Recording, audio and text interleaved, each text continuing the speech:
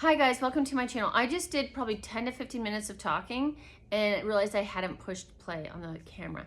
So what I'm discussing in this video is the process. I'm going to try to explain my process for grieving after I've experienced a betrayal.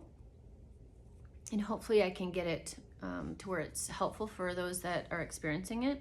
So in the beginning, like after I leave the betrayal, I'm in a freeze state, and then I have to kind of, what I think of like is thaw myself out. So during that process, like I wasn't doing dishes often. I wasn't cleaning my house. You know, the only work I would do would be like maybe once a week. I would do like, I would clean the bathrooms because they needed it. And then I would do the dishes maybe once a week. Maybe, I can feel a hair. You know, I would do my laundry.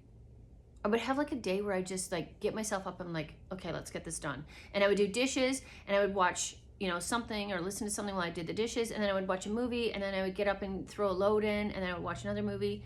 And that's how I got myself through those days. And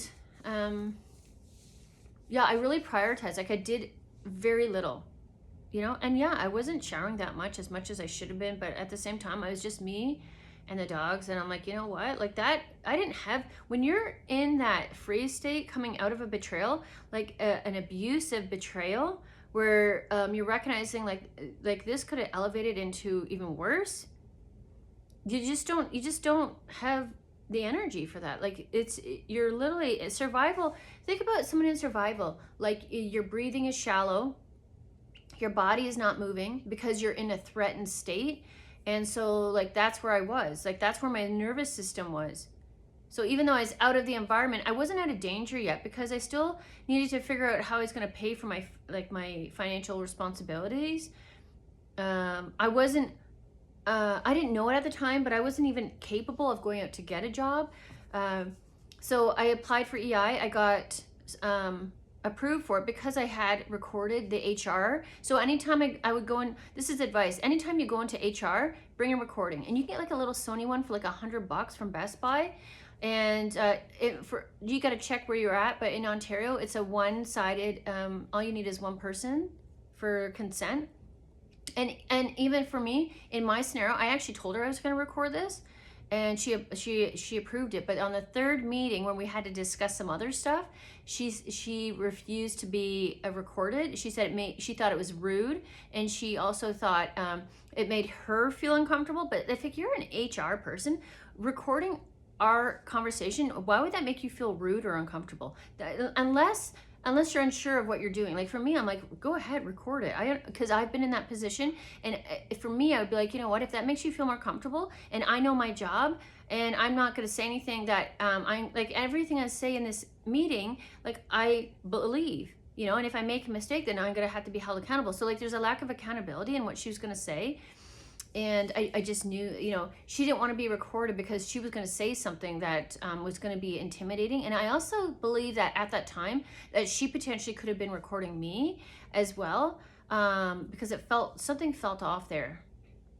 It's almost like she didn't think about the recording, and now she thought, well, I'm going to say something to get her. You know how people use reactional abuse? That's what I felt like potentially could have been happening there to make me look bad. So I was like, as soon as she said, I'm not willing to be recorded, I thought that was weird, like rude. Why do you think that's rude? How professional are you? Like it makes sense that, you know, in these situations that we should be recording this. This is important to be, you know. And so I got up and I said no, and I walked out. And that was the end of the meeting. So we were supposed to discuss how, you know, in that meeting, I was requesting her to put in place a no-touch policy. I was requesting them to place more clarity on what is personal space and what is not, what is appropriate in the workplace and what is not. And they refused. That workplace, that is Freudenberg, I don't know how to say, Freudenberg Knock in Tilsonburg, they refused to put a no-touch policy in place in a workplace. Like, why do you need to be touching people in the workplace? Are you coming here for work, or are you coming here for something else, right? And this is the HR lady who was like, well, some touch can be comfortable. And this is a comment she made during our interview when I just told her that I had been touched against my will 20 plus times. And I have her witness to say that this was happening. And she tried to gaslight me and saying, well, some touch is comfortable, and she's experienced this person, and she said she just found him to be comforting. Like, who does that? What kind of bias is that?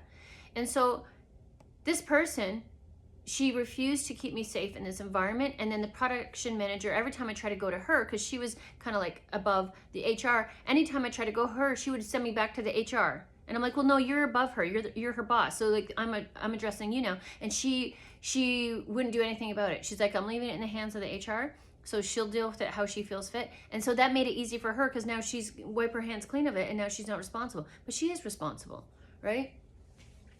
And so it got to a point where I had to finally resign, and I was home, and I wasn't able to do my dishes. I wasn't able to cook my food.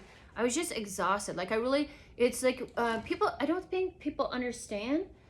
Like, on the outside, walking around, it may not have looked like there was anything wrong with me, but like, when you experience this kind of abuse, like, it gets you up in your head, but it also starts to affect your physical body. But not like, some people are like, well, you don't look like you have a physical issue. But like, so even dealing with doctors regarding this situation, because I recognize, I became aware of like one of the reasons I couldn't get up to do the dishes and stuff is because I was so severely anemic, like low iron anemia. And so I decided, I left the workplace at the end of August, and in September, about the middle of September, I went to go, because I'm like, something's off here. And I needed to get things checked out, because I'm like, I can't even do dishes. And then like the rest of the day I was on the couch, right? And so that's when we became aware that I was, I needed the IVs for, I think it was like 4 weeks, bi-weekly. And also, so that time it was conflicting, because like, I'm supposed to be searching for jobs. And so I had to, that messed with because here I was looking online, but I didn't have the energy to actually go out and, hit the pavement regarding job searching. And so when I disclosed that to my caseworker, now he's saying I'm not doing what I need to do, but I'm being very open and honest with him. And he's like, you need doctor's notes, you need this and that. And I'm trying to explain, like, okay, I understand that, but he's like giving me a really hard time. So just coming out of this, this environment, and then having to deal with someone in EI who thought, it's just the way he did it. There's different ways to treat people. And that was not one of the ways. Like, it's like, I felt like I had to overshare with certain elements to let them know, like, this is what I'm experiencing. And so like, when you do that and it's with the wrong person, they take that and now they use it against you. And it was so weird. Like, this EI agent, like, as soon as I showed the doctor's notes, he was fine and he was all friendly. And then he even like was like overly helpful. Like, oh, if you need anything to let me, if you want to find out about your update, here's my personal number. I'm like, your personal number? Like, that's so unprofessional. That's so cringe and weird. It was weird.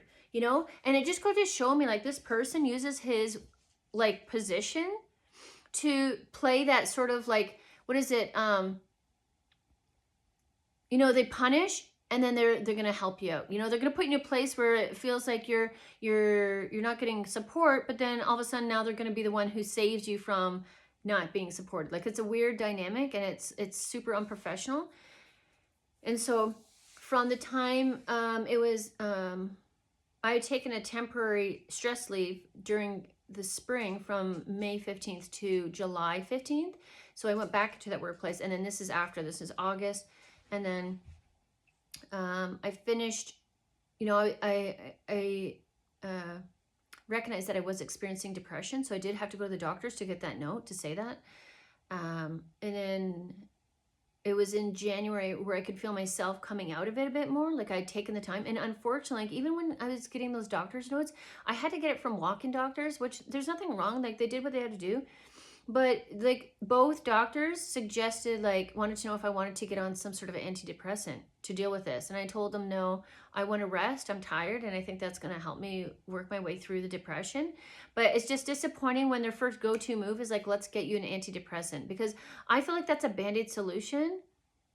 And it's almost like we just need to get you feeling good enough to get back into the workplace, which I can understand. Like, they don't, you need to cover your bills and things like that. But at the same time, at what point do we say, like, I deserve rest to recover from this cycle, And so that was kind of frustrating. And I'm, like I said, I don't know everyone's intent. I know that one EI intention, that guy's intention was not good. I don't know anything about the doctors, but I just find it disappointing when they don't look into, and that was the thing of disappointment too, is like, later on realizing like how important my electrolytes are and how much the experience I was in, how much, stress depletes your electrolytes. I was crying. I was very emotional because like I felt hopeless. I was like, how am I can't remain in this workplace. They're pressing me. They're like, this man keeps getting closer and closer to me, where he already touched me before. He's going to do it again.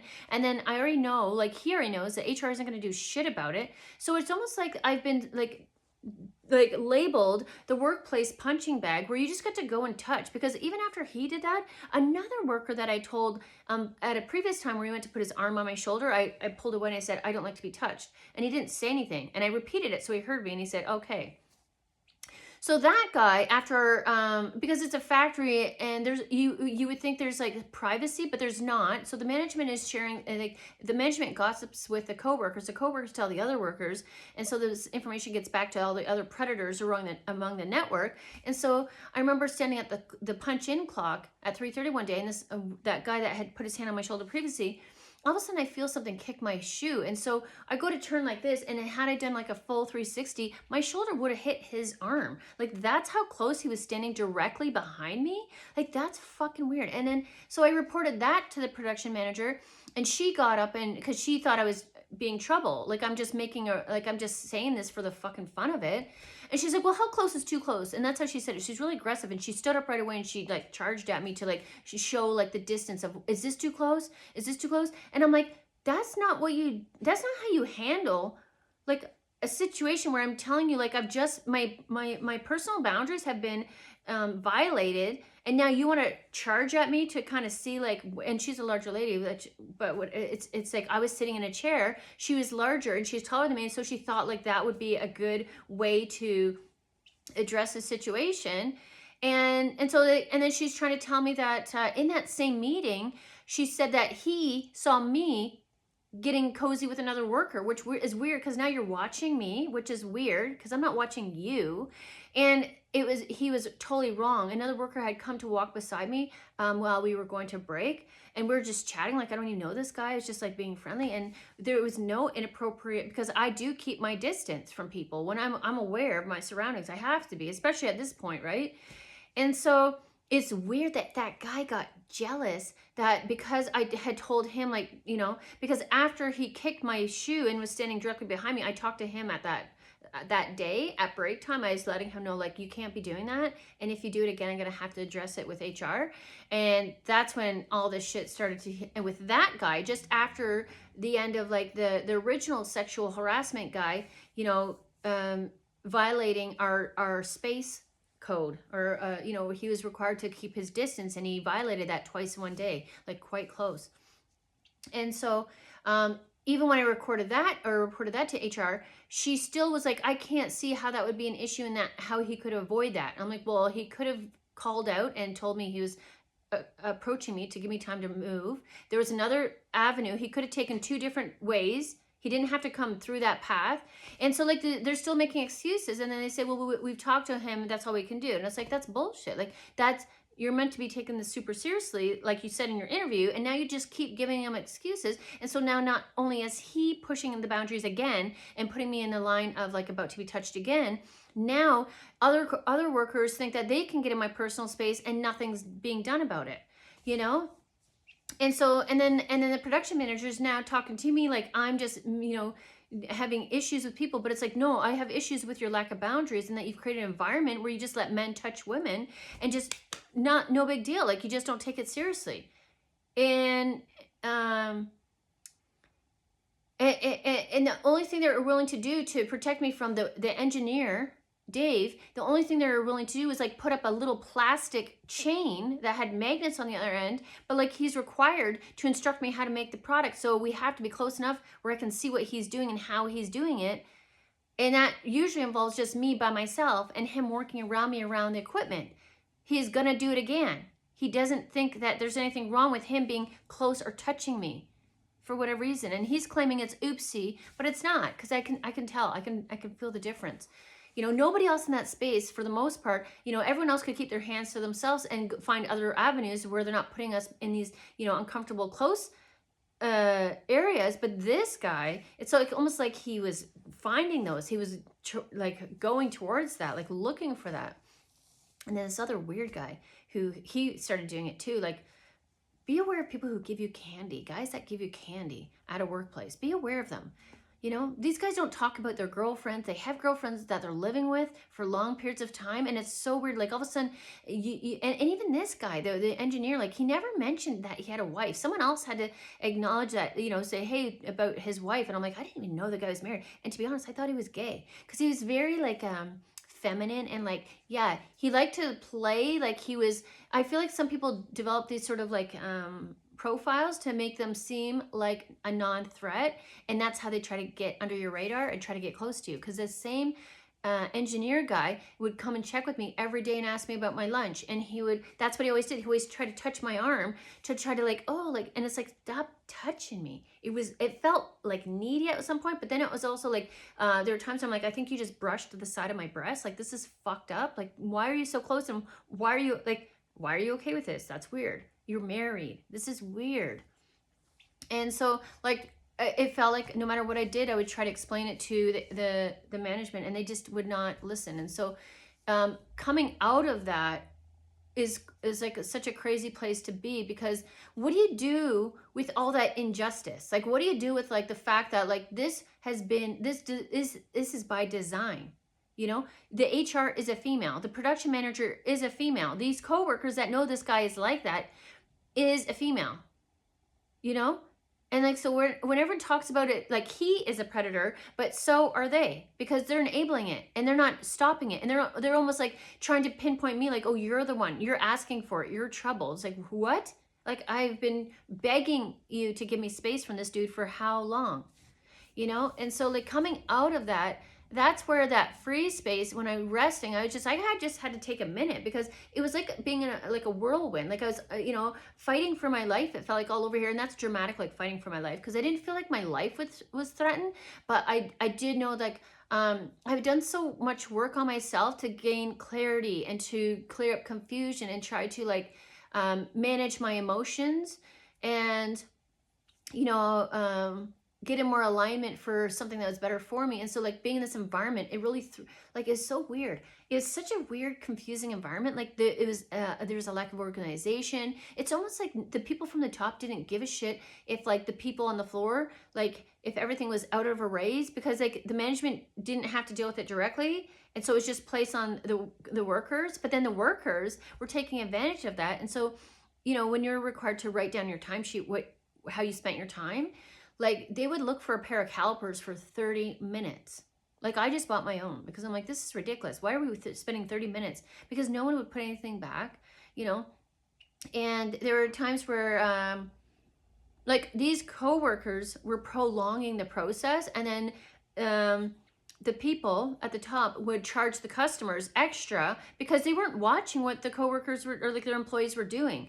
They weren't acknowledging, like if they're saying it takes 2 hours to make this product, I'm just using an example, like 30 minutes of that was spent talking to their coworkers and like over analyzing. 10 minutes of that is bathroom time. You know, 3 minutes of that is walking late back from break. And then the other time was like the fact that they wouldn't update their worksheets, their workbooks, that were so confusing. There's things that they could have improved. And then like just an example, like, you know, the way they put their packaging when we'd have to ship the products, like it wasn't like numerical in order. And it wasn't in one location. And they didn't have just a, you know, where you go get shipping products, it would be central to all the workers that needed to use it. You would put that in alphabetical, numerical order, but then you'd also keep it in the same place. But then you'd also maybe, let's keep the packaging paper there. Let's put the bubble wrap there. Like, let's make a spot for it. So like, there's no question. You don't have to go here to here to here to here, you know? And they just don't recognize that. There's a lot of wasted time and travel space and time. And this is a cost at the customer, you know, and that they didn't want to acknowledge. Like I tried to start organizing this space, the splicing space that I was in, and it was crazy and chaotic, and I would try to organize it, but like if you don't have a supervisor or team lead checking in to make sure people are putting the stuff back to hold them accountable, then I can implement something of an organizational system. But if we don't have everyone abiding by it and like watching people and saying, hey, did you put your shit back? Like, it's just going to become a mess again. So like all the materials would be in there just mishmashed all together. And so like you're trying to keep the old stock moving through the system. And so if you can't find the old stock, like nobody wanted to look for the old stock because nobody was keeping track of anything. And even when we had scrap, like for me, I'm like, why don't you take a note every time you get the scrap, what caused it, and then also let's get the person who made the scrap, because it's not necessarily about getting that person in trouble, but we need to find out why are they not making quality parts. What, like, are they missing information? You know, are they uneducated, like in the way that they're needing more training to find out like how to be better? Are they needing guidance, support? Maybe they need to be retrained. You know, like let's go in there and find out. And if not, maybe they're like intentionally fucking up. Maybe they don't care. And so like recognizing what the problem is instead of just saying scrap, scrap, scrap. And then that's also on the consumer as well, the customer, because like that's part of the process, right? But is it? That's something that is based from the company. That's not part of the process. Would you call that like part of the culture? That's part of the protocol. They haven't refined the efficiency in the process. And so these are all things that I would take note, but like nobody was listening to me in this room. Nobody was, hearing me. And just like the situation with like, the sexual harasser, like nobody would listen. Nobody would, I tried to talk to a couple other coworkers and things. I tried to talk to someone who I thought was like a close friend of his. And he said he tried to talk to him about it, but then after when I needed somebody to back me, like while he confirmed what I said, he also would not, like he would not be a witness, So that's enabling. Like you're okaying his behavior. And that man had a daughter. Like I don't know about karma, but like I do know about patterns. And if you're willing to okay that guy's, and you're not seeing that as an issue, like you don't think that's going to play out in your family somehow? Like that's delusional, like, because if you can't recognize that guy as a predator, what kind of men are you letting around your daughter, and that you're just willing to, put under the rug. So this stuff that's part of the justice is like, I had to recognize like how being out of that environment was better for me. I had to look at how like recognize where what I just said, all the information, like they weren't willing to receive that or implement any of that, even though it would have improved like protocol, like the process and protocol, I guess, even because even the engineer manuals that we're required to use, I found so many mistakes, and I had to rely on that senior guy to make the changes, and he would barely make all the changes. And I don't think like these people are like, it takes 7 engineers to create these workbooks. These aren't wrong. And I'm like, dude, I'm finding all these issues in these workbooks. And I'm just like, I haven't been here that long. So there's like a big pride and ego behind these engineers, and I'm an engineer and this is right. And I'm like, I'm sure you got lots of talents, but your editing sucks. And you're updating. And like the thing is like that engineer, he didn't want to do it. And he also didn't like that it was coming from me because I was, he wanted me to need him. And which is weird because dude, you're married and you're a coworker, and it's so weird. He would over tighten things so that we would have to go ask him to loosen them. And I remember saying like, stop tightening those so much. I can't get them undone. Like he needed me to come get him for every little thing, which is why they wouldn't update the books. It made him feel needed. But it's like, how relevant is your job then? Like if we can do most of this stuff by yourself, like does that make you irrelevant? Oh, ouch, that might hurt a little bit, right? So yeah, it was like, it was gross. And so like even when I would, there were so many suggestions I was making in this environment where they're supposed to be one of the higher, producers, from what I understand, and they couldn't even receive basic feedback. And the system they had set up really fucking sucked. It's just so like juvenile. Like, how do you think this is a professional setup? Like, it's such a, like if, like we would have walkthroughs with customers and I was very professional, but like if you actually showed if the customers actually knew what they were looking for to see, like, cause sometimes I'm like, how do you guys get customers based on, like that's where I'm like, if these people can make money, I gotta be able to make money because I have integrity and I'm organized and I care about my job and I care about the product. And there are times where like senior employees, like I would see a scrap part in the box that was ready to go out, And some of these employees would be like, I'm like, oh, what do we do that? Like, what can we do with that? Like, I just saw this and it's ready to go. She's like, just pretend like you didn't see it. And that was their answer, you know? And some of these employees, these coworkers would fake measurements. They just like, I'm just going to fake measurement. I'm not actually going to measure it. Like, that's what they're doing. And so that's who the management is backing. That's who they're relying on. And because those same coworkers would feed information, false information about me back to the production manager, but that's their fault because the production manager isn't doing her job. When she would sit and talk with the coworkers to gossip and talk about personal stuff, I'm like, how are you not seeing that girl's work right in front of you? It's sloppy as fuck. Because she wasn't there to see her work. She was there to socialize. So like, I noticed this in the other environment I was in, where like these higher ups, they use, because there's other people from the office that would come out to talk to me. I'm like, if you were out on the street or if I met you in real life out there, I would never talk to you. You're creepy. Like, I'm only doing this because I feel like I don't have an option to not talk to you, you know? And it's because it's just like him checking in and being like, hey, what's up? What's new? That kind of stuff. I'm like, okay, like, I'm not allowed to be rude because I'm meant to be civil. And that's something else I learned, like, fuck civility. You know, if I feel like I don't want to talk to you, I don't want to talk to you. And I got to work on that, because that recently happened in a situation where someone approached me in an environment that was, I said this in another video, and I felt like I didn't have the right to say no. And I didn't want to say yes. And it was just a conversation, but at the same time, it's still my energy. And I just don't want anything to do with you. And I don't owe you my energy. I don't owe you politeness. And I don't owe you a hello. And while I don't have to be rude, I also don't have to be polite, you know? And so, yeah, it felt like no matter what I said, nothing was being, I don't know why, like, I was just like, and that's a weird assumption. Like, I feel like I'm in this building where they make tons of money, and I'm offering like very common sense answers. And I'm just like, how do you not see what's going on here? And it's such an odd, and you would assume that such a high, what do you call that? Like they make a high amount of money, that it would require like levels of professionalism. And I would assume that the consumers and the customers that were buying from them would expect, like, what happens when they get these parts, and what does that dynamic look like? It's almost like if there's no one else to buy from, that's the only reason why people have to deal with them, right? So part of the, sorry, I went off there, but like part of the thawing process was having to make realizations for myself. Like, these people, I was never going to win in that arena, because even when I was experiencing like Mean Girls and, you know, that guy, I was trying to look to where I could work in a different area of the factory. And the HR, she would keep changing.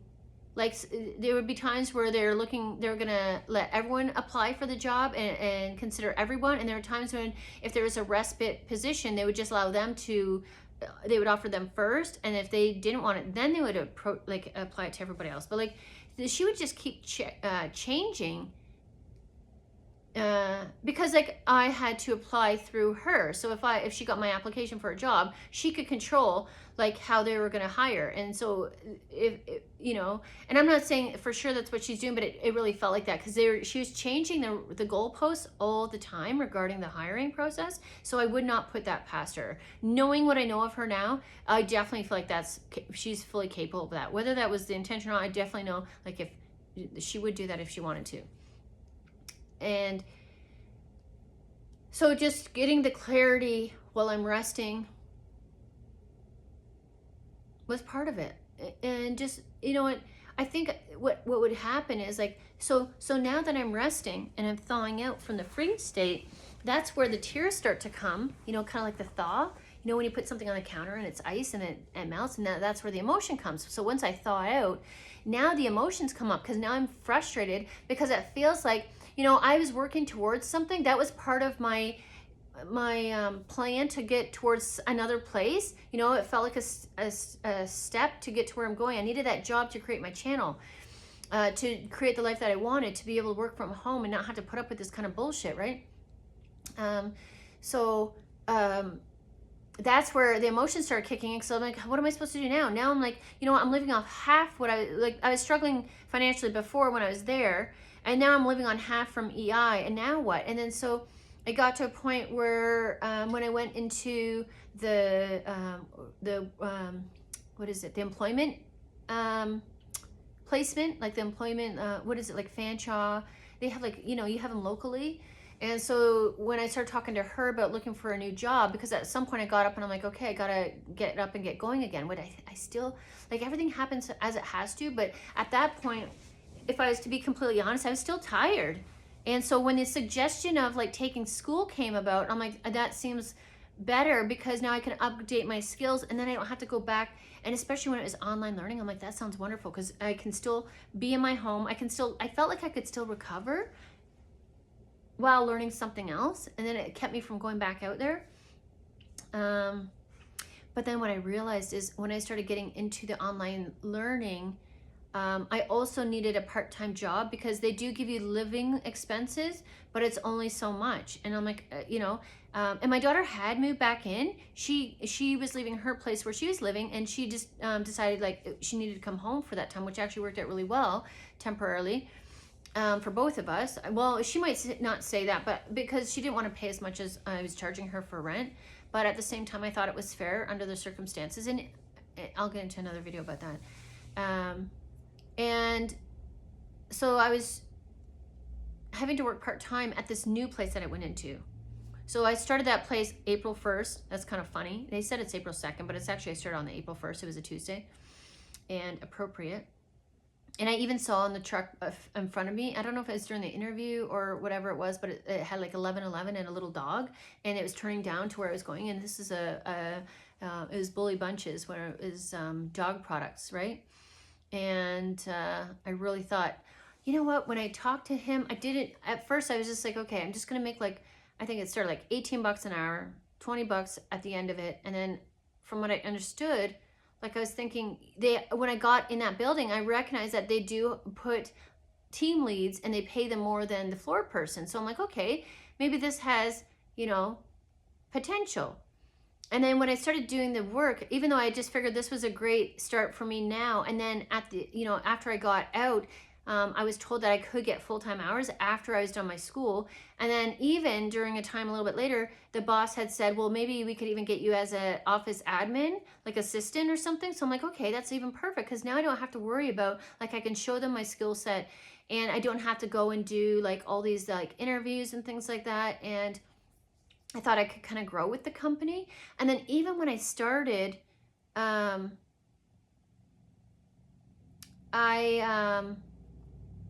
could see where I could be of value in that place too, because but the problem was I saw a lot of similarities that I saw in the building before. And that building had been there for like decades. Like, I don't know, I think the company's like 75 years. They had like a 75-year anniversary, I think, just as I was heading out.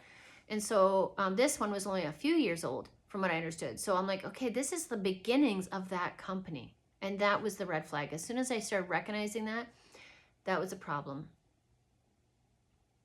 So, I kind of jumped there. I'm trying to focus. So like, yeah, the thaw, I was emotional, I was frustrated.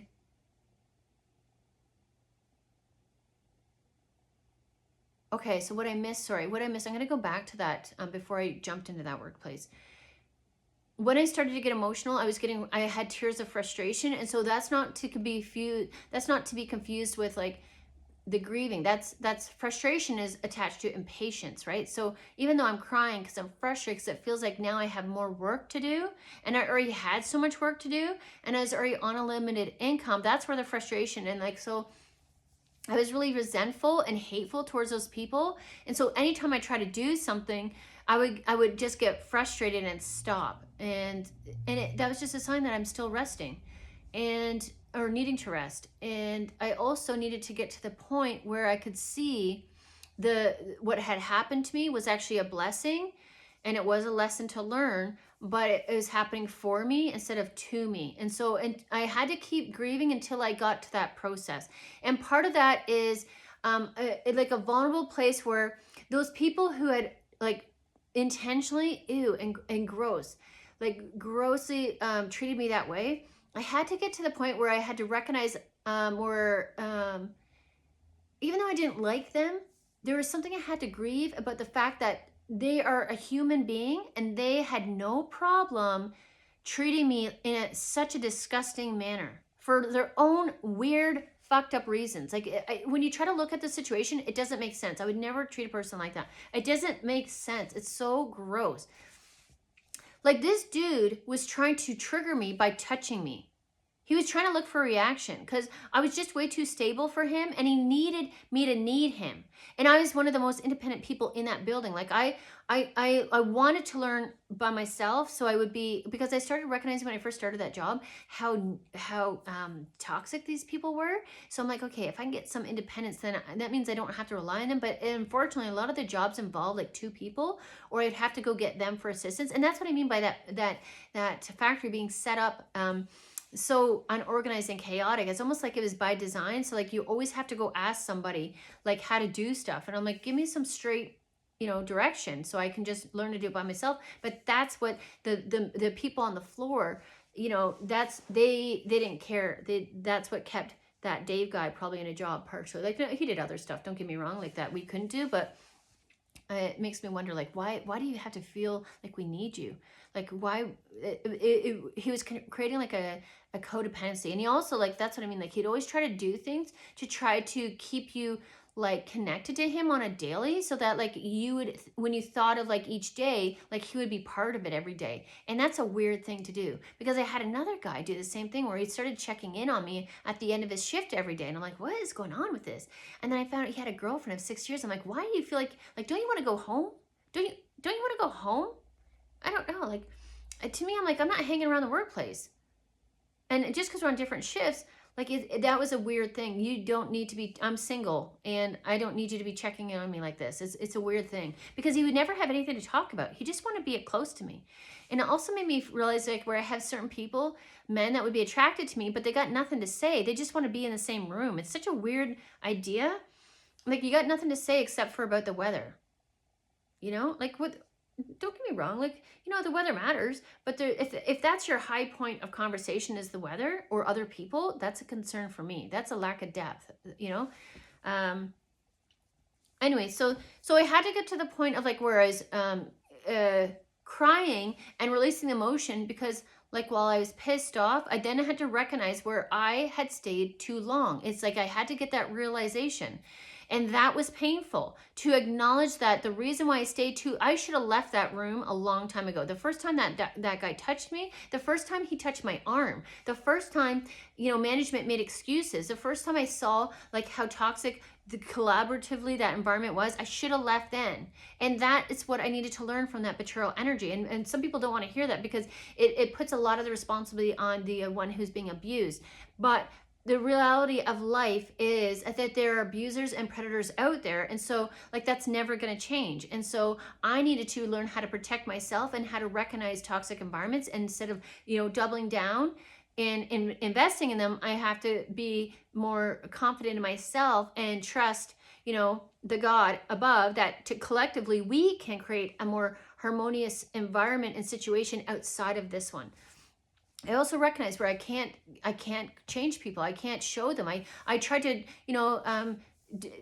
explain till I'm blue in the face. And like, these women were angry and haters in life, and they had settled. They're so comfortable and they don't know how to do their job. And then I realized too, like just recently, because I keep cycling this over in different environments, because the next environment, it was the same thing, but for a shorter period of time. And then I had this happen in like the Ontario Works building, where it's like, there are so many people that are paid to do a job and they're not doing it. Like, so acknowledging like, that's like, that's never going to go. And to be honestly, like, I'm concerned about how many people are in these positions that are meant to like be like stable or create some sort of stability for the environment. And it's just like the lawyers, like the Ontario workers, like not all of them are bad. Like I came across one that seemed to be more helpful, but like, they're just not willing to like, bring light to the coworker who is very toxic and dysfunctional. Like, they're going to solve my problem and how I have to not deal with her anymore, but they're not actually going to do anything about her. So they're still enabling this, right? So that's the problem. And there's just, I don't know, like there are times where I'm like, is this just my personal echo chamber? Like, are there other people experiencing this in life? Is this just me? Or is this collectively? Or is this just like the prey mentality? Like as I'm leveling up, am I just experiencing this and like I'll grow out of it? I don't think so. Like I think it's normal to experience that people are like this. Excuse me. But and then I have to learn how to not invest in it and not take it on emotionally and just recognize like that's just how people are, and just that's the environment that I'm in. That is like you know what it is? It's kind of like when I walk my dogs today. Oh my God. So it's really frustrating because I'm trying to work with my dogs because they are reactive, right? And so I've been doing work. So they used to like charge at the back neighbors and bark like crazy at them and their dogs, and same with people walking their dogs by. And I'm like, that's not okay. That's so like, I compare my dogs to like kids. So like if my kid were to like, you know, rush at the fence and like chuck shit at the neighbors or yell at them when they're walking by, that would be inappropriate, right? So like, why is it okay that my dog is doing that? And people are like, oh, they're protective. Well, no, that's reactive. There are ways to train your dog so they're not barking. Like that, you can decipher like you know, someone walking on the sidewalk is not unsafe. Someone at the door is unsafe. That's way closer than the sidewalk. So I'm trying to teach my dogs how to just watch, you know, people walking by, and then you know, where I would allow them to bark at the door because that's like an immediate threat. But people walking by, like that's not a threat for us right now because like they're just walking by, right? And it's kind of relate to that to myself. Like, you know what?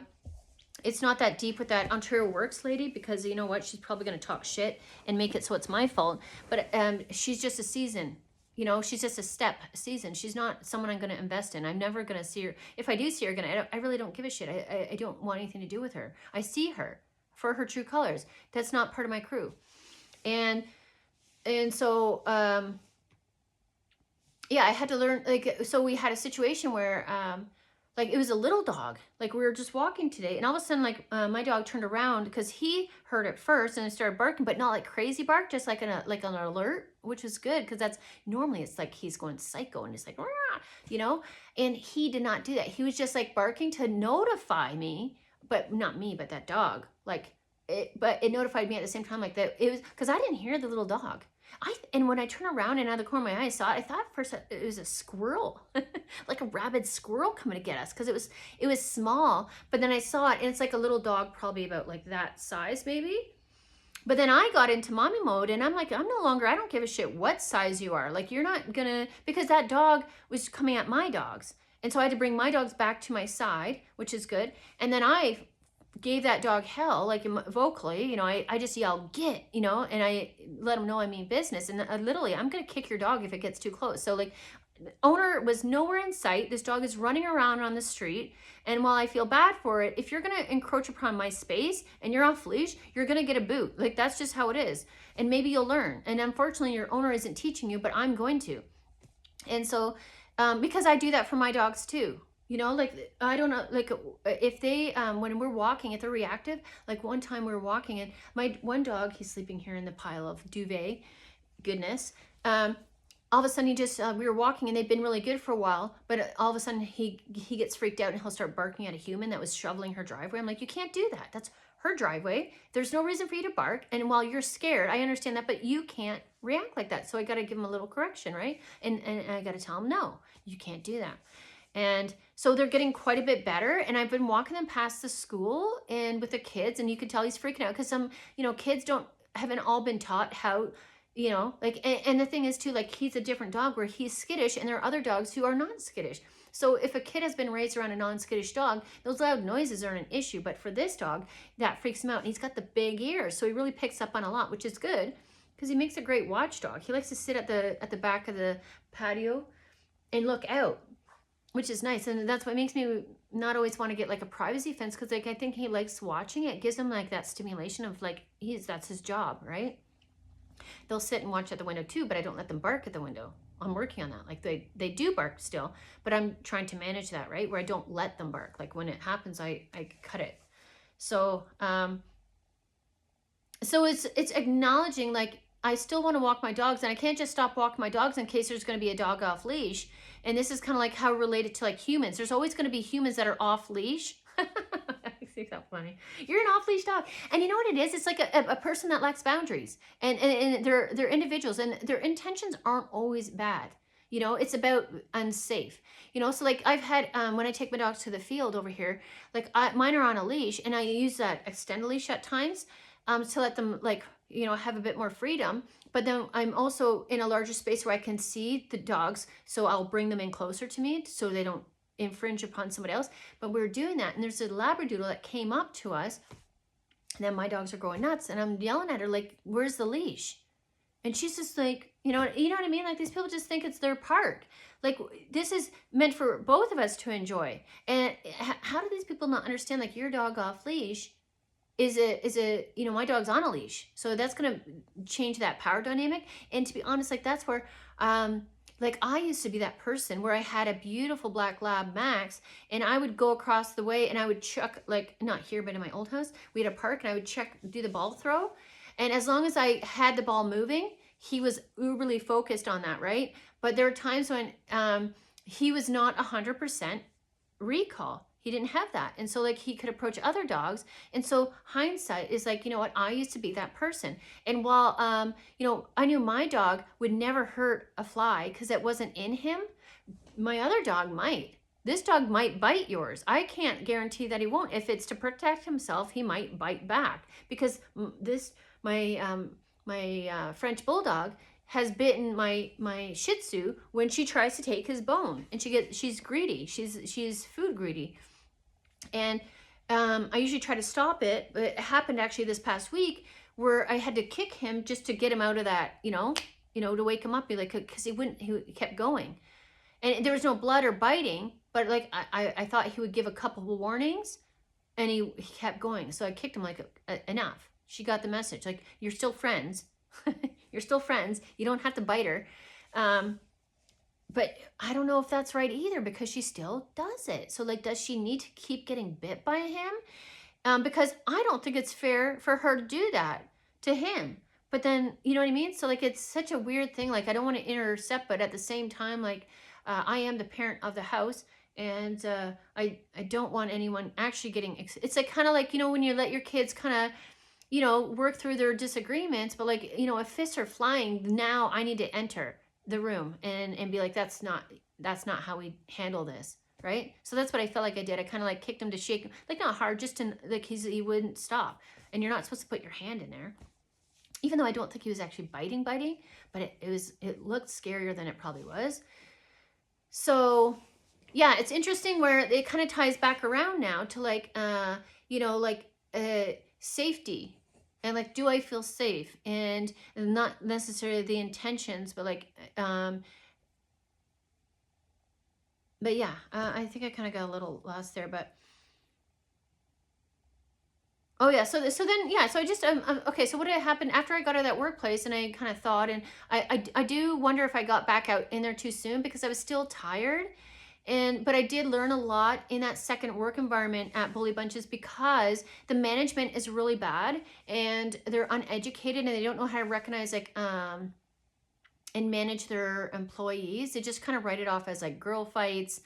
They, while they do pay and position certain leadership roles, if you question the boss, he plays favorites. Because there was a situation when, after I realized I could not continue my course load because of what I had experienced, I thought I was better than I was. I was still under stress, so I wasn't absorbing the material, so I was just memorizing it. But then I also dealt with a coworker in that environment who put me into my freeze again, which got me also I was caught up in managing my workload. But when that happened with that coworker, it really, I didn't have any wiggle room. Like, I literally need to be working on work every day to try to keep up, because it was math, it was business math, and then the rest were all computer courses, and then there was one communication course, which was like essay writing and things like that, where I'm like, oh God, these are like my hardest things. But I did really well in them, even though I didn't pass, because I didn't get to finish everything and put it in. But at the point of when I stopped doing it, I was in my average was like 84%. So, like, I look at it as a win, because, like, I did business math. Like, I had 74, 85, and then 91 in business math. And I failed high school math three times, I think. 2 or 3 times. It was English, maybe it was 3 times, and math twice. I did not do well in high school. And they took, like, the only prerequisite I had was my PSW, which I took when I was like 20 something. And they said that would be good enough. Like, how is PSW good enough for like business math? But I did it. And I did get, it actually taught me how to ask for help. So I got a what do you call that? Like a tutor, even though that was kind of confusing because I would give her my answer and she'd be like, that's wrong. But then she's like, oh no, wait, that's right. And she continued to do that. So that kind of, you know, I was like, oh my God, like this is hard enough. I need somebody who knows what they're talking about. But all in all, I learned a lot through that. And then I realized I was, even though it made me recognize that I didn't know when I was stressed because I had normalized it for so long. And so that was, you know, I'm grieving all of these things in these moments. I'm grieving that I didn't receive this. I'm grieving that I didn't receive that. I'm grieving that I feel like I have to endure these sort of situations. That's part of the grieving process, is like when you give yourself time out of these dynamics, the more you release. And so like when I went back in, even though I went back in and it feels like it might've been too soon, I did get a lot of like lessons from that. And so now I'm out of that environment again. And while on the record of employment, it'll say that I quit, this boss had brought in a predatory type individual who, through his own words, I could tell that he was stalking me. He had followed me home. And because I didn't have like pictures or recordings, then I had no proof. And even when I went to the police office, they didn't even ask about his last name to do like a background check to see if this was like, you know, if he was capable of this. Like they didn't even know his name. They just said, well, do you have proof? And I said, no. And that was it. They didn't even look into who I was talking about to see if like had priors. They really did nothing. And they kind of, they're like, well, if you see him around in town, let us know. And I'm like, because he was going by a local fire station that is close by. And I said, well, if maybe like the way he's talking, the route he took would have been right by my house and around the corner and then past the station, right? So I'm like, maybe there's like a record of that. And they're like, well, we can't do that because like that doesn't count. It's not by your house. So then, you know, as I was leaving the office, they're like, well, if you see him around town, let us know. And I'm like, and I asked her, I said, well, what's the point? Isn't he allowed to be around town? You just told me, like, if we can't take any sort of recording of seeing him drive out through that route by my house out through the fire station, what would it matter if he's at my local grocery store? How does, you know what I mean? Like, they're just so one thing saying one thing and it doesn't make sense.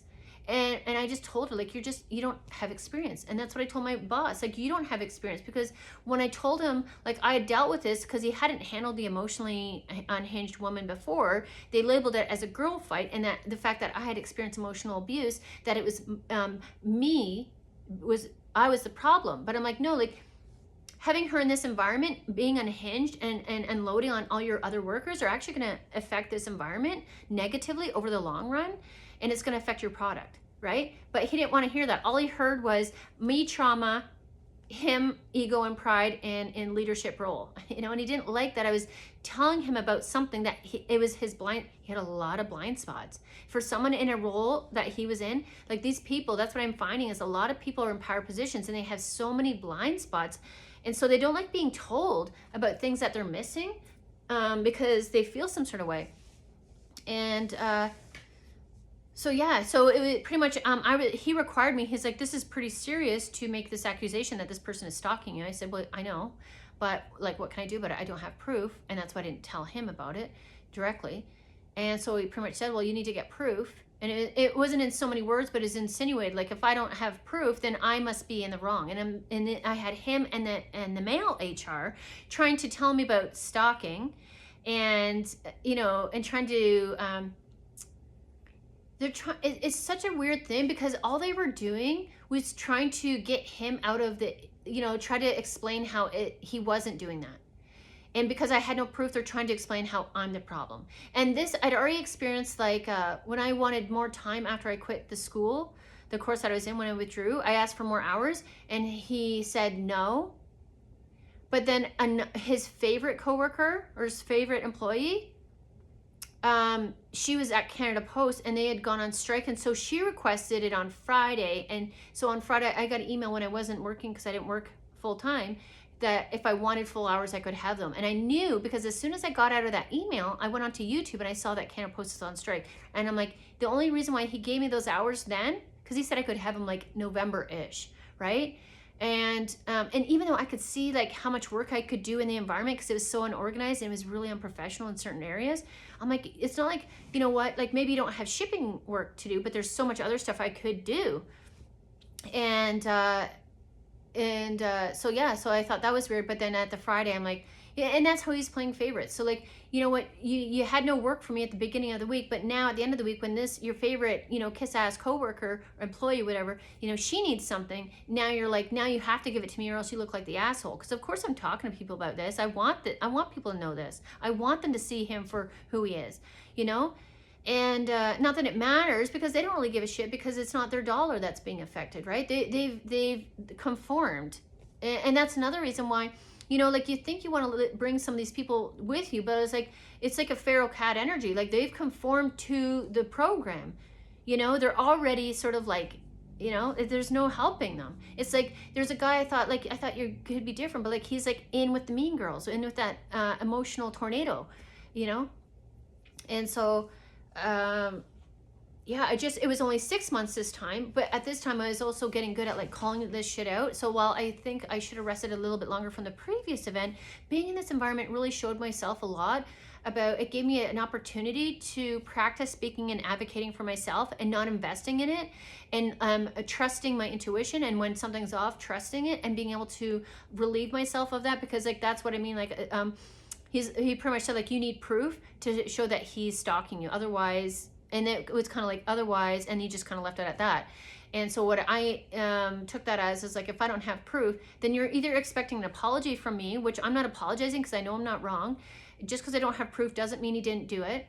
And then or I would assume that I am, you know, he's considering me creating trouble, making false accusations, and so I would be let go. So it's interesting that he put it that I quit, because I actually didn't quit. And so like I knew I wasn't in it to in order to prove my point. I knew that wasn't the way to go this time.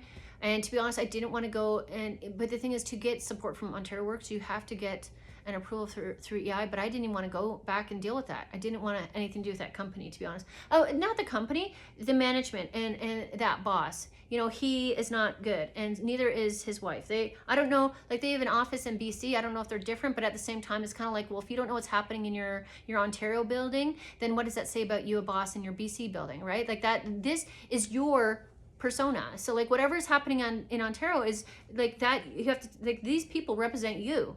So like I have to believe that this is you.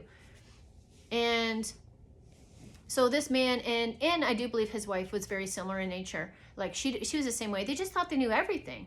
And they wouldn't, you know, when you don't ask the employees who work in that area all the time, and you don't get their insight and feedback about how you can improve the dynamics, like the functioning of the situation. Like I had so many ideas on how to make it more efficient, and I could see people who are, you know, banging the dog, and like just like I had so many of those people in my environment who were like, you know, just slow it down, we don't want to go back to the table right away, you know, or they're like, I'm just going to take it a little bit slower, you know, so we can hang back here. And it's just like, you know what, it doesn't have to be like that. They hated going back to where that emotional tornado was, for one. But it's like, why can't we make the job more enjoyable in general, so people don't feel anxious, and so they don't feel like they're, you know, trying to, you know, stay in one area to try to make it last. Like the idea is to, like, I think you can be productive and please the people at the same time if you do it right. I've never had to be in that position to actually implement that, but I can see a lot that's happening and the issues, but I've never been able to get a position where I can actually get hands-on and start working with the people and develop them and give guidance and try to make something better. It's like, I've always been like, what do you call that? Like, it's not cock block. It's like I guess stonewall. Like it's like all the businesses I've been involved with are like, they have these ego, pride, like bosses that just, it's like they want the money, but they don't have integrity, they don't have morals, and they don't know how to get it, but like they don't know how to do both, you know? So I had to leave that workplace they backed the predator there as well. So it was like another, I was right. It was like the beginnings of the other workplace that had been going on for so long. So that was another process where I'm just like, now what? Because now that put me, like, I'd already used my savings at the first business in Freudenberg. So now I'm like, how am I going to do this? And so like by walking away from that environment, this time, so every time you experience something like this, it does get easier and easier. So you don't go into that like free state so bad. And you may go into it, but you don't stay there as long, because now you have the resources and you know how to go along and say, okay, why am I where I'm at? What did I do differently? And sometimes I'm like, you know what? Well, I ignored it, and I knew, I kind of saw and I knew, but at the same time I didn't invest. So that's a win for me. And so I wouldn't be so frustrated initially. And like, there was some obviously there, because it was just like, I thought I was going to be able to, I could see where I could fit into that company and really improve it. But like, if they're not open to that, that's a closed off individual. So that's kind of like the insecure individual, the closed off, hater energy. And like that, I can't work with that. That's like scabbed over heart energy. I can't, it's not my job to peel that shit away and clear out the old shit to put in new shit. That's not my job. That's an inside job. That's their job. So it helped me recognize environments that aren't for me. And then I also recognized it, like how these patterns play out. And that, I recognize that this is not just going to be in factories, that this is like all, like anytime there's a power dynamic, this is potentially going to be there. And it's not like I'm taking on this and saying, and getting paranoid and saying, this is everybody. Like, no, this is not just men. This is not just women. This is not just workplaces. This is everywhere. It's in society. It's in a world. So expect that, So it really helped me hone in on trusting myself in situations. And it also helped me like learning that I need to manage my emotions in order to also, because when it's kind of like when you're yelling at someone, like they're no longer listening. So if you're overly emotional, they're no longer listening as well. So if you get really passionate about talking what you're talking about, when you're trying to describe the situation, that can come off as emotional, and they're not going to hear that. And the thing is, I don't think it was for that room anyways. I don't think they were going to hear me no matter what anyways. They were never listening, because I tried to break it down into bite-sized pieces, and the boss still didn't understand. Like, I was trying to explain to him, like, it's not just that I have emotional trauma and that's why this tornado of a woman is damaging. It's because, like, in a workplace, you can't have people yelling and being condescending to other coworkers. Like, that can't be a form of communication that is okayed, because now everyone's going to start yelling at each other, and now they're going to demeaning everybody, and like, that's just chaos. Like, that, where's the we got to learn how to speak to each other because it's also disconnecting, and it creates sides and division. And like, in a team environment, you want people to feel safe, but you also want them to feel heard. And when it's yelling, it gets defensive. And now when you get defensive, now you're getting an attack. Now you create fights. And so while I refined my way, and I'm still doing that on how I explain myself, instead of like, I got to learn not to rule from the emotion. I'm still working on that a little bit, because it does feel a bit stingy at times, because I'm like, why do I have to keep experiencing this? But it's because I need to learn from this, and this is going to be part of my path. And so like, I need to get better at it. So I just chalk it up to experience. And while it has affected my finances, what I learned is like, before, like, so this time, in order to pay my my mortgage, like, I didn't realize it, but my overdraft was covering my mortgage for a while. I thought I just had like a limit of 500, but it went higher than that, which I'm like, okay, I don't know how that happened, but I'm glad it did. And then I also learned out, so I originally knew that I could put off a mortgage payment for like, I thought it was one payment, but it's actually a month of mortgage payments once a year. So I already had an idea about that, but I got more insight onto that, more details about it. So it's not just like, one payment, it's actually like a month of payments that you can deter. And everyone's like, well, that sucks because it's interest, but like, you're in survival mode right now. You got to do what you got to do to get out of that environment. So like, we can't just like dollars and pennies it. We need to like acknowledge like your health you need to invest in. And if it means you have to pay a bit more interest on your mortgage, like, you're going to benefit from that later, because, well, the environment you were in, you were only able to make 40 hours a week at $20 or say, right? Whatever you're working, your 9 to 5, like that was a cap. You were capped out.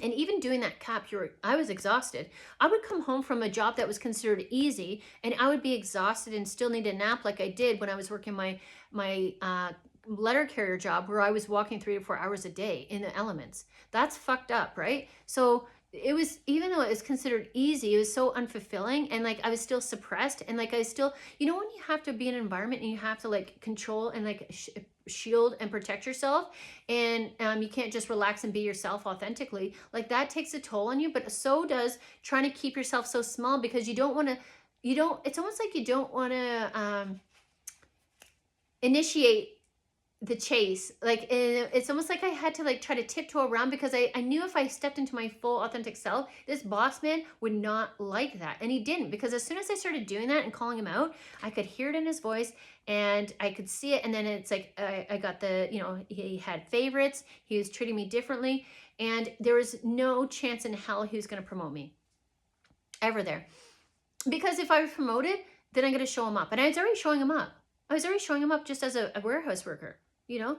Like I was already doubling the rates. I was making things more efficient. And like people who had been there for years, like I was finding ways to make the situation, the environment better. And these people have been here for years and they never thought about that. And I just walked in the room and I could already see all these different ways to make it efficient. And it's unfortunate, but like he didn't know value. He doesn't know value. It is what it is, right? So you just learn and refine through this process, and then you learn to accept it. That's where part of the grieving process is accepting it. But then you also move to like, so like the vulnerability part in that part was, you know what, I was really excited about taking on a new position to try to make that environment better. And there's people where I thought, but I didn't know, I would have liked to get to know better and maybe create more of a friendship with. But I got to think too, like I was there for 6 months and nobody ever wanted to exchange numbers. Nobody asked me about my Facebook. Nobody engaged with me. So like that was not a realistic outcome. That was never going to happen. We weren't going to mesh. Like, and it required me to be the one always. It felt like, oh, there's one lady there that she would come over to talk to me, but sometimes like now I wonder, like, is she just doing that to shoot the shit? Because you know what I mean? And she was friendly enough, but like, yeah, nothing outside of work. So it's kind of like, okay, well, they're just not for me, you know? And there's nothing wrong with that. There's no hate there. There's just acknowledging like where you thought that maybe this could have been a new beginning, a new friendship, whatever. Like I had to recognize we're in this room for all the wrong reasons, all different reasons. I'm here as a temporary stepping stone. They are fully invested in this job site, and this is their end all be all. They're in settling energy. You know, and so that's why like you can't find romantic partners in these environments, because they're insecure and they're going to require you to do all the work in the situation. So like that's why I also recognize that like I don't look for romantic connections in a workplace, because like this is just a temporary stepping stone for me. I have goals, I have ideas, and I have plans to like elevate my life and my finances. And so like when you show up in arenas where it's like these people like are like this is good enough for them, that's not a match. You're not compatible. No matter where you think you may be similar in nature, it's not going to work. And so I had to recognize that as well, because there are some people I left, I'm like, you know what, I never knew how that was going to turn out because I didn't get a chance to talk to that person. But at the same time, I'm like, you know what, I don't need to talk to that person. That person is like this person. And that's why when you put all these events together, you can kind of piece together who everybody was, and where you don't know and you maybe didn't get the full picture, like this scenario will give you the final picture of this scenario, and like this is how they really are, you know what I mean? And so like the 2-year workplace is going to end up like that 75-year workplace. And so if you ever had a question about somebody and they're already not like, you know, they're making you do all the emotional work, and like, you know, they wouldn't talk to you and you had to start all the conversations and you had to do all the work like that. Like that's just the tip of the iceberg. So like that's just what they're showing you. Think about like you only show a certain aspect of yourself in front of people. Like what do you hide behind closed doors? You know, so like you got to remember like what you thought was a good person. I'm not saying they're bad, but like it's just not compatible. You know, and there's more of you've been doing more revising and more refining of yourself than some of these other people. And some of these people can fake it and they can do it well because they just have to show up in front of the camera, which is the workplace, for a temporary amount of time. You know, but if you were to get them one-on-one, there's a good chance that you just find like they're, when you get closer to them, I don't know how that's going to look. And I don't put this all in stone, you know, like, you know, I definitely have been wrong in certain situations, but I've seen a number of patterns. over and over again to say like, this is the situation. And so it's, you know what, it's not enough to run towards. It's like I place it on the side and that's where it stays until I get more information. It's kind of like a cold case, right? Like a cold case. I don't have all the details, but there's not enough where I want to move towards it. It's like, you're good where you're at. I'm not going to put you into my prime real estate because I just don't have enough information. And I had to learn how to stop like that limerence cycle of like, you know, daydreaming about how this person could potentially be a benefit for my life. But it's like, I had to step back and be like, well, they're not showing any of these things that I'm compatible with. So why would I assume that that person is in my life? I haven't even had a full conversation. I just, you know, I like to see how someone carries themselves. But there's more to how someone carries himself, because like I said, that could just be a performance for a workplace, like what happens outside. You know, they're not allowed to drink on the job. So like, do they drink heavy on the weekends? That's not compatible for me, you know? So like, there's things that I just didn't get to see the full picture, but I am learning where I just see enough, where I'm like, you know what, that's enough for me to see that I don't need to invest. And before I would go full on and just ignore all those signs and just like double down. So like, that's the thing that I'm learning from these scenarios. And so the acceptance that these people are not who I thought they were, it's not going to be where I thought it was. And now I have to move forward. And there is a bit of frustration in the impatience because I feel like I'm not ready to start my own thing because it's a lot of work and it's like challenging. But at the same time, like I was fully capable. Like if there's a reason why some of these people are targeting you is because they can see something within yourself that you can't see. And, you know, when you're doing the job of and not getting paid for it, that doesn't mean you're not capable, right? So like, I could see things that this boss couldn't see. So like, I've got boss energy, you know? And, you know, when you find that people are trying to passive aggressively or even just like minimize you, that's a sign. Like if someone's trying to minimize you, they do that for their own self to make you feel small and then feel big. But if they didn't feel like you were a threat to them, they wouldn't need to make you feel small, because once again, they choose who they do this to. And sometimes it's because they see you as a threat, but sometimes they see you as a weakness as well. Like I can see that both ways. But yeah, so like I had to recognize where I'm more capable than I thought I was. And in these environments, like part of that acceptance is like, I think it's like awareness too. Like, I didn't see myself clearly until I was in these rooms and realized like just how hardworking and professional and wise. Like I have a lot of wisdom, you know, in certain areas. You know, I have a lot of areas to grow too. Like I'm not just gonna settle here and be like, this is where I'm at, this is what I know. Like I'm gonna keep growing. But there were times when I just didn't think I was capable to do something on my own, or at least more than where I was at. Like right now, I don't know where this is going. I'm just putting myself out there and seeing what's going to come of it. And at some point I'm going to have to make more of a decision on what direction I move in. But right now I'm giving myself some space and I'm giving myself some time to put my feelers out there and put myself out there to see what comes of it. And then I give myself like a timeline. If I haven't done something, if something hasn't come up by this date, then I'm going to have to rethink the plan. You know, and I keep getting along the ways those you know, impatient towers that remind you, okay, you got a little comfortable. If you want to stay on track, let's keep going. And that's what I feel like those are. They're growing pains, but they're the reminders like, okay, you don't sit too long here. You got to keep it moving. If you want to stay on track, if you want to, and that's what I see it as, even though it's not being said like that, universally, it feels like these towers, these doors that close are forcing me to, you know, get me out of my comfort zone, to keep me kind of on schedule. And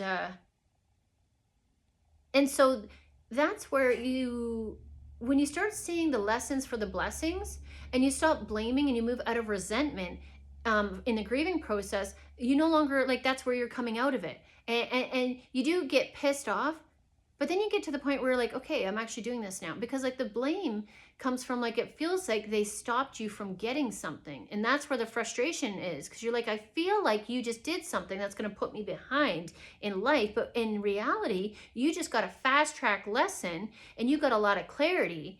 And that's what they don't see. That's what these people don't understand. It's like whenever someone tries to like put something in front of me, I'm going to use it to build with.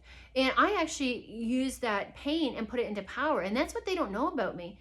And it's unfortunate because like it's like it motivates me, and it's just like, you know what, it makes me want to, like, it's not the only motivator. Like, I'm doing this because I know I deserve a beautiful life, and I want to do what I want to do for money, and I want to work from home, and I want to help people. And so like that's my idea. But like these people, they could have some similar dreams or ideas, but like they don't know how to implement it or how to go about it, and so they just hate. And it is because they've been so unfulfilled for so long, and they don't know how to give to themselves in the right way. And so they hate that on you. And so they try to stop you from doing it, because they feel some sort of, because they're emotional, right? And they'll claim that you're the emotional one. But in reality, like, who comes out of their lane into yours unless you're miserable, right? So it's really interesting. And when you get to the other side of things where you're not so emotional in it, and you get to recognize it for what it's for, that's where you come out of that grieving, and you can apply that to every person that has tried to stop you. So you no longer feel invested in these people. And it has helped me work through like doors that I wasn't comfortable fully closing, you know, with family members and things like that. And like it's mostly family, but the other people before that, like I already knew they weren't, I wouldn't bring them back in. But the one thing I left open was the door was for family members that had been cruel and unkind to me, and I no longer need to leave that door open. So it's helped me create closure, which that's what grievance is, right? We're meant to grieve in order to close off a chapter and feel at peace about it and say, I did everything I could to do, and this is where I'm at now, and I'm okay with my past. I feel peace with my past. And that's where I'm at, where I'm just like, you know what, this feels good to me. You know what, I did everything I could. I can't control other people. I can't get them to see my value. I can't get them to treat me a certain way. Like, I can't control people. And that's what I was trying to do. I was involved with controlling people because I was trying to control other people. And it was for different intentions. These people wanted to take from me. I wanted to give them their freedom back. I wanted to show them how they could design their life and make it better. I wanted to show you, like, if you follow this, you could attain this too. And maybe we do a little differently, but like I was trying to show them, like, I could see their potential and their value, but they couldn't. And so I was trying to say, like, you know, if you want to get over here, this is what you got to do. And they just weren't up for it. And you know what? That's okay. Because like I said, that's, I don't need to control them. That they're not my responsibility. And these people used to, you know, they required me to carry the emotional burden. And they were like, you know, they're like the ones who are emotionally unavailable, but it's not because like they lacked emotionality. It's because they refused to recognize how they react emotionally, and they're not recognizing that, you know. Like a boss who requires you to manage the employees, that's not your job. That's his job or her job, but in my case it was his job. And the fact that he doesn't want to recognize that, why? Is that fear? Is that, what is that? That's, you know, he doesn't care. He's closed off. He's got closed off energy. He's shut down. That's maybe not emotional, but like that's another version of, like, you know, there's sometimes we're emotional unavailable because we have too much emotion, and there's people who are closed off because they don't have enough emotion. And so maybe that's where he's at, you know. And it's just like, maybe he fears, like, once he opens that can, like, it's gonna, you know, there's a lot of work to do there, which there is. But when you got the right people in place, like, they know what they're talking about, like, that's where you can, because he used to do too much, and he didn't know how to, like, delegate very well because he was so controlling, and he didn't know how to manage people. But like, I was there and I knew how to do that. And so even having someone in the building that knew how to do that, he wasn't willing to pay me or recognize that, and he felt threatened by that in some way. So it's kind of weird, right? But like I said, like these are things like I don't need to delve into that anymore. It's not my job, you know.